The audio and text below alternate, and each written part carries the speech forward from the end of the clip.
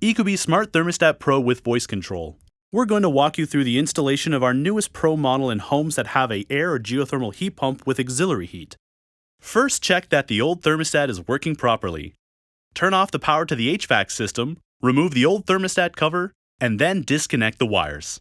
Start installing the thermostat wires into the corresponding terminals of the air handler. We'll go over the installation for a 2-stage heat pump with auxiliary heat next. All thermostat wires should correspond with the air handler's terminals. Ensure that the RH wire is inserted into the RC terminal of the air handler. Then, match the corresponding wires from the heat pump into the air handler terminals.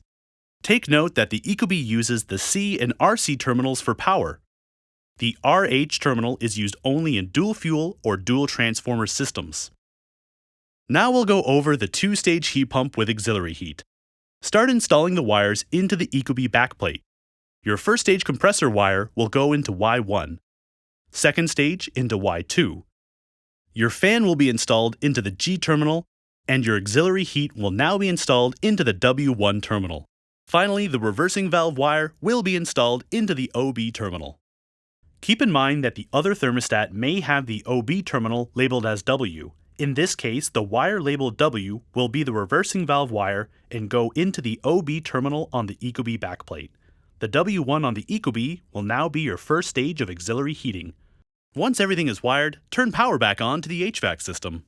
Gently push the ecobee Smart Thermostat Pro with voice control onto the backplate. You'll see it start up right away. Now that you know how easy it is to install a new ecobee Smart Thermostat Pro with voice control with a heat pump system,